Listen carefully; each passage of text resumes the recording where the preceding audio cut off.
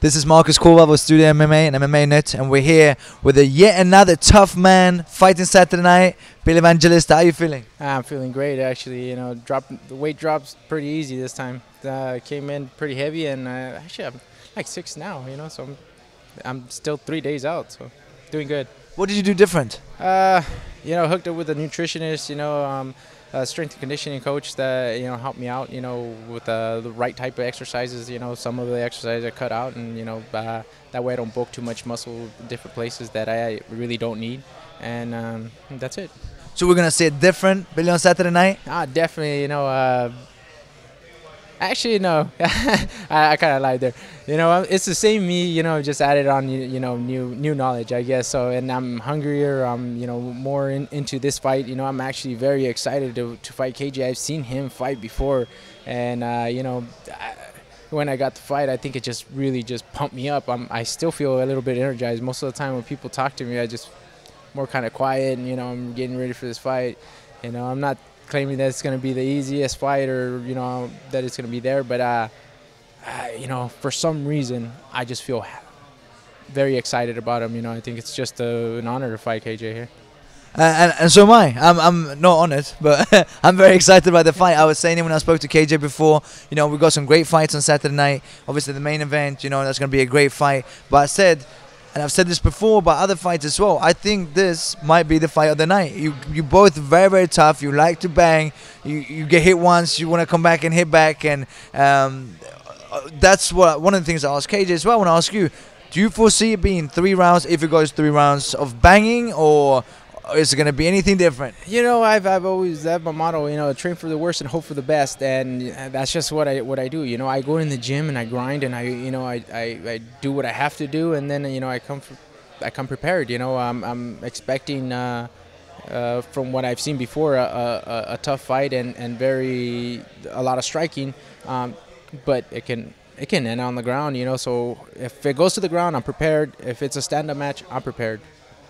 And a lot of people obviously seen your stand-up and your wars, but you have great jiu-jitsu, and you actually come from a wrestling background. Yeah, definitely. I started wrestling when I was in 7th grade, and just got hooked on it, and I just continued wrestling year-round. I've done Greco and freestyle, and just love the sport. I think just the one-on-one,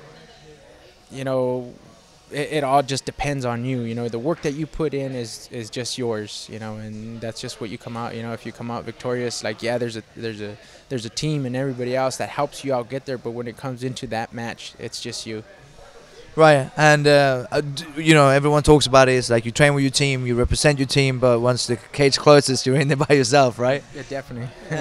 So, come Saturday night, you win. You beat KJ, who's been, he's been a champ and he's been a prospect for a long time. Are you hoping for a title fight after that? Definitely. I was always aiming for as soon as I started fighting, I was like, one day, like, I just want to, be a champion at something. So definitely when I got signed into Strikeforce, that was my main goal. That was the goal, on my mind the whole time. So, after the fight with KJ, definitely, I want a title shot. And I see you out there, you're talking to Gilbert Melendez, and you guys are talking, but in the back of your mind, and I'm sure potentially somewhere back in his mind as well, there is a potential matchup. How is that? Is it friendship? Is it how does it work?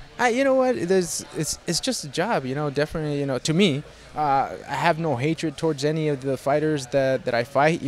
Actually a lot of respect for them.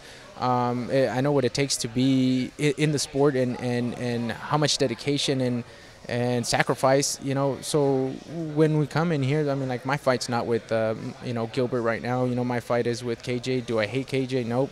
Honestly, like I said before, I respect the guy, and I'm pumped up about this fight. Does that take away anything from a fight? No. When that cage is closed, it's just me and him, and definitely we're both just going to get it on, and one of us is going to come out a winner, and it's going to be me. And how do you foresee that win coming? You know what? A lot of people say that. I really don't know, but I'm going to do whatever it takes to win. Whatever it takes. Do you think it's going to go 3 rounds? 3 rounds?